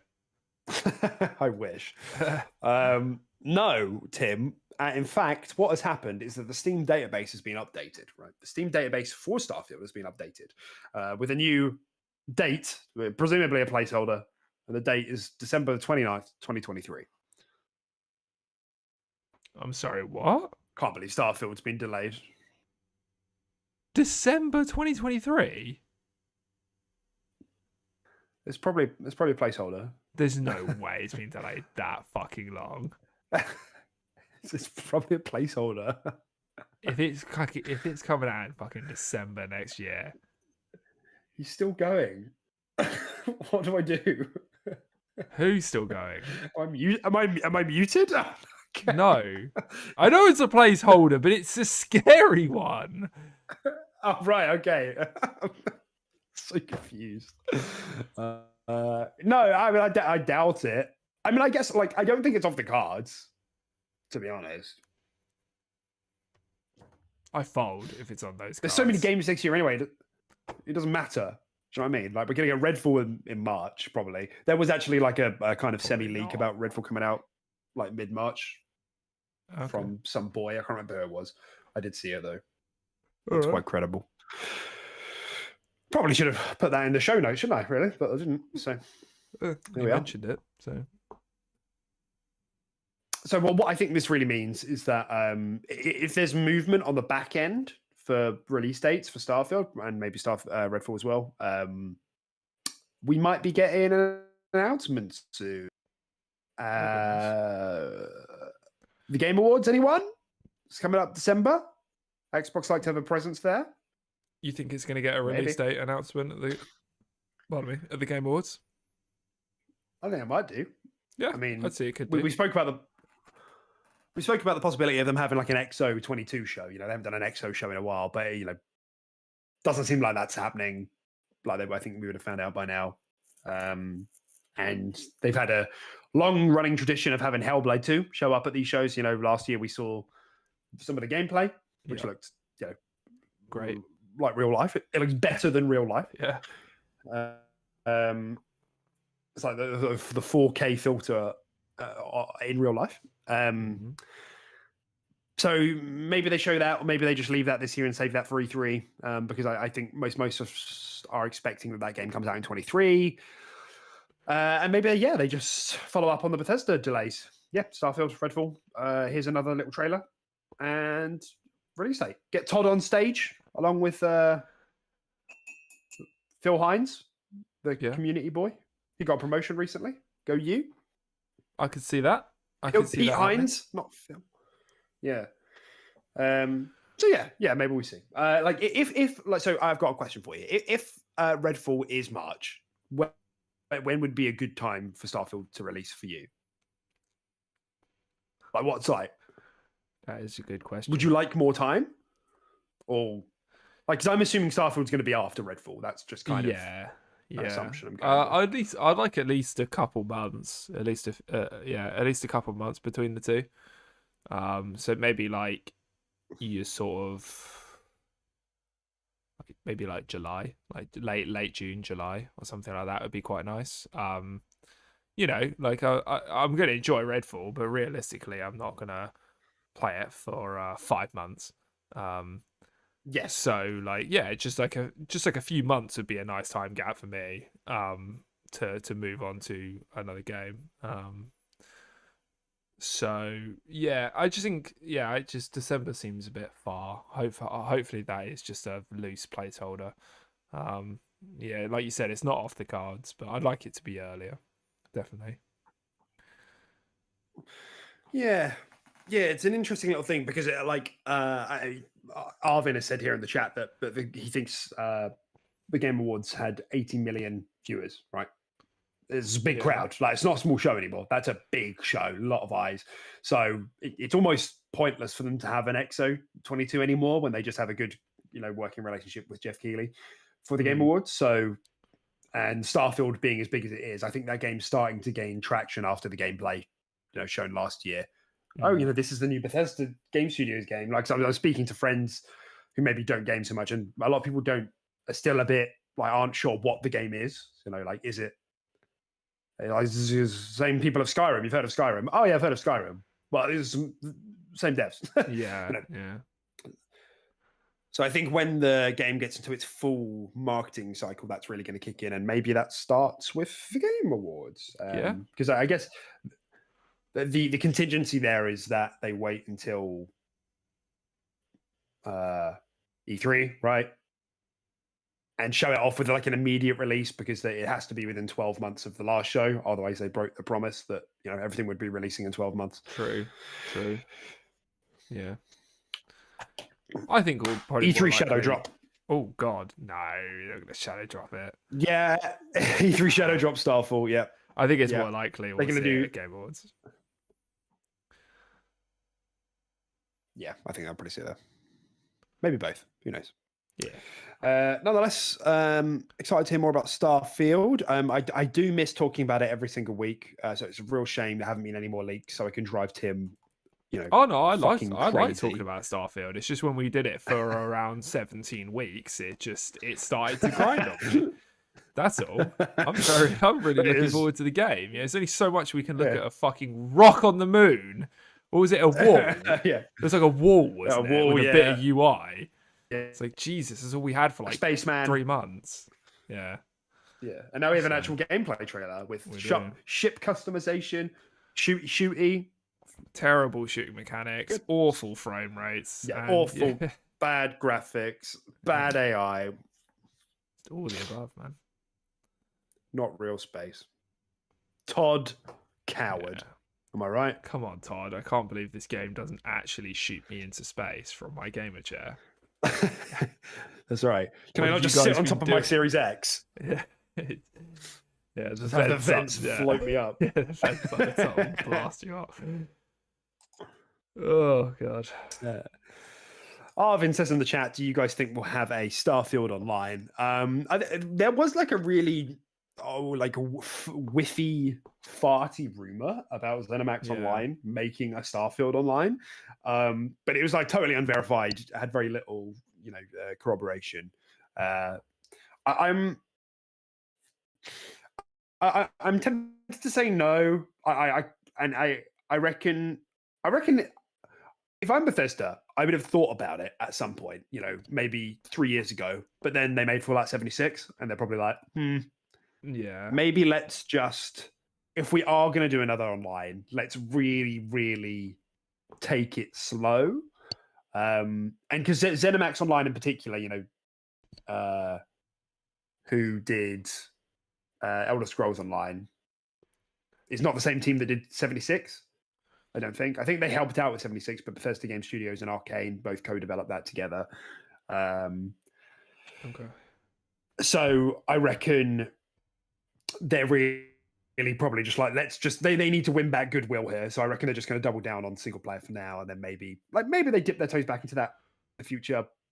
Bethesda Game Studios, that is ZeniMax Online, are obviously going to continue to do online games, probably.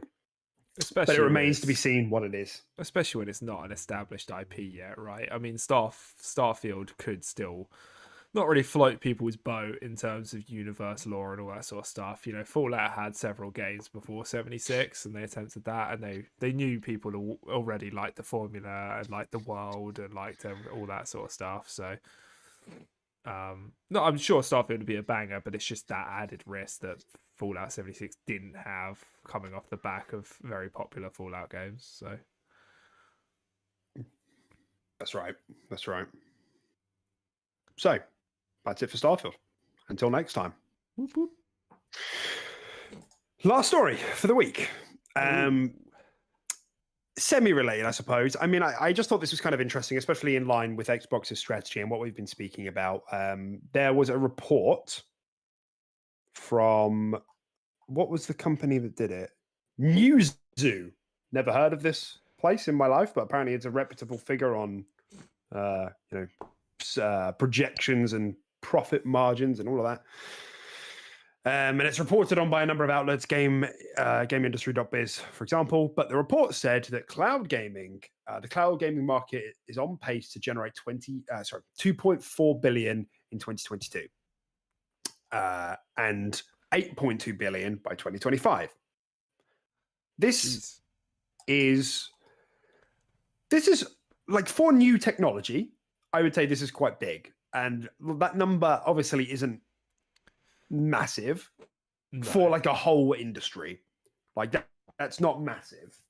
It is big for a new technology, and the growth is quite big. To be quadrupling in the next 3 years. Yeah, that's the important number, I think, moving forward, because I think everyone is looking to adopt cloud more now. So I think that growth number is the one you should be looking at more. But yeah.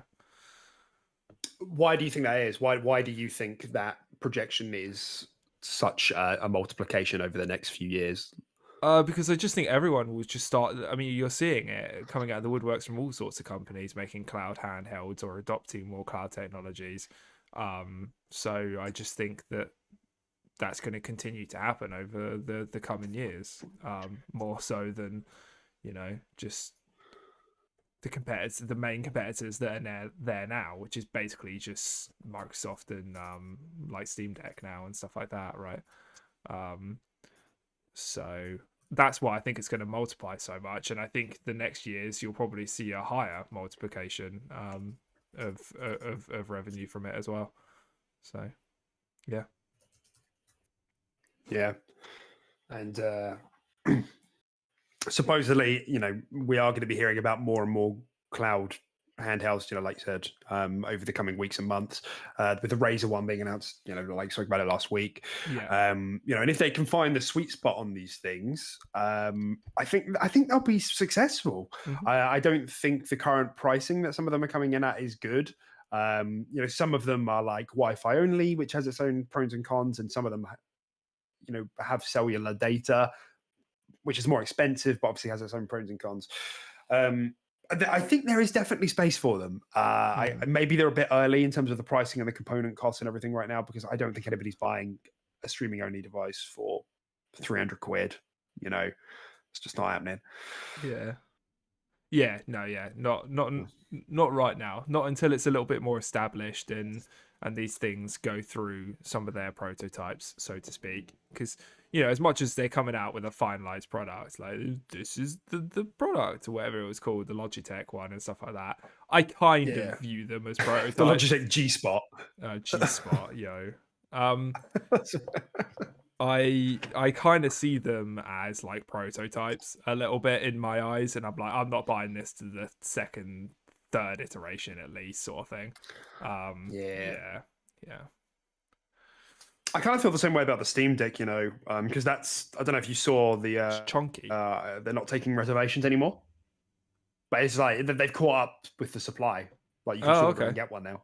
Oh, okay, that's cool. And the dock is available to buy as well, to like get it on your big screen. And I was like really thinking about it, like especially in the next few months, but I kind of also feel like it's the first version, and like there are some like very valid criticisms out there about the first Steam Deck, in terms of the battery and the size and everything. I'm like, maybe I should just wait for an iteration, but who knows how long that will be. I would. These things tend to come out quicker than you think. These second iterations on the consoles. I think Steam Deck will have like a slimmer version or one with more memory or whatever. I think that will probably happen in the next 1 to 2 years, I would imagine. Maybe 2 years. It happens quicker than you think, and you definitely don't need it now. So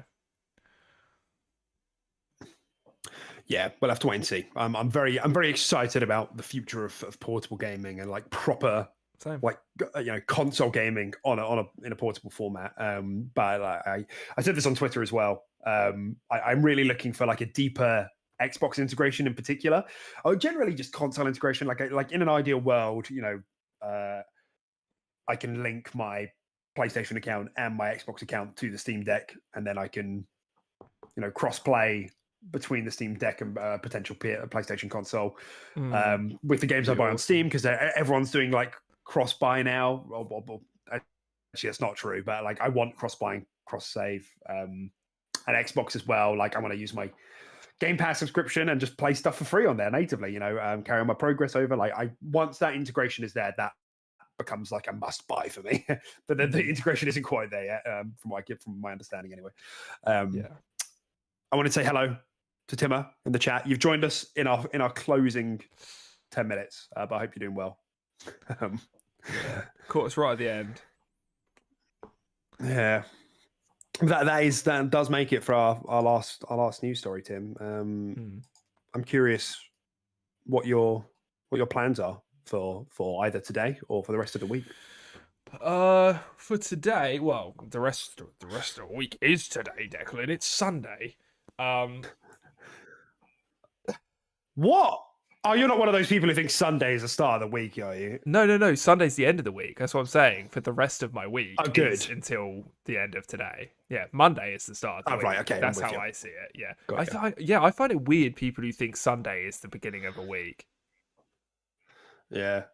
I think some of it's like a cultural thing. I think some of it might have to do with maybe a religious background as well. Maybe Sunday's day of the Lord and all of that. Yeah, I could see that, but it's kind of weird to me. Yeah, I've always just seen Monday as the start of the week, but yeah. Anyway, having said that, maybe that would be nice. Maybe it would be nice to frame. Maybe it would be nice to frame your weeks as having the first day off. Huh? Do you know what I mean? It's a weird way of looking at it. I have to rewire my brain, but yeah, that's right. Yeah, because Sundays do get kind of depressing towards the end, don't they? We all have that Sunday evening, just ugh, and everyone sleeps. Sunday blues. There's like statistics on just like every adult like sleeps worse on like a Sunday evening, as in comparison to like any other day of the week. And I know I do. It's the same thing of like mood. Yeah, 100%. Yeah, like mood dips on Sundays as well. Like people are in the week. People are at their happiest on Fridays. It's why people like big companies drop bad news on Fridays because it's like people will take it better. It's known. Yeah, bloody Makes Sunday sense. blues, mate. But yeah, no. So the rest of my Sunday, I don't know. I'm probably gonna go grab a coffee and go for a walk after this. Probably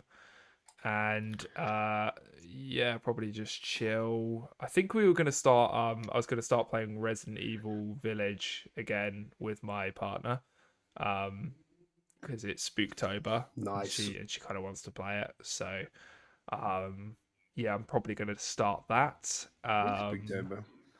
And that's probably it. I'll probably get home a relatively normal time, play some more Overwatch for a couple more hours, and then call it a Sunday. It still shocks me you don't have a coffee for the show. That's fucked. I had a tea this morning. You're messed up. Yeah, but it's You're like messed up guy. So it's not having a coffee for the show, or it's having a coffee and then like an hour and a half later having another coffee. Like that's just too much coffee, dude. Like it's way too much coffee. Nah, you shouldn't have fine. that much caffeine. I should not be ingesting like 400 milligrams of caffeine in like 3 hours. That's not a thing. That's fine. It's not fine. It's fine. Your body will be fine. You'll just pee it out. And not to mention, just get a decaf. Do you know what I mean? Have decaf at the shops. Yeah, I guess so. You could do. But anyway, whatever. I had a tea, like man. a Get mocha. my bag. I had a tea and a bowl of Crave. All right. So Okay. not that bad. Okay. Well, I'm happy for you. Yeah. Do What are you know what I watched? Because you mentioned it was October, Spooktober. And I watched earlier this month The Hills Have Eyes. Oh, people were talking about The Hills Have Eyes. It was shit. Yeah. What are we talking about? It's I don't awful. understand. But back in Why- the day, why that was kind of scary and kind of like it's just gross, dude. It's like the Saw movies as well. They're just disgusting and they're not good, but they're just gross. It wasn't disgusting, and there was nothing. It was so bad. I don't understand. There was I don't get it. Oh I mate, don't you should get watch it. 2 and 3. I'm not going to do that. Is there a third? I don't know. I feel like there is a third or something.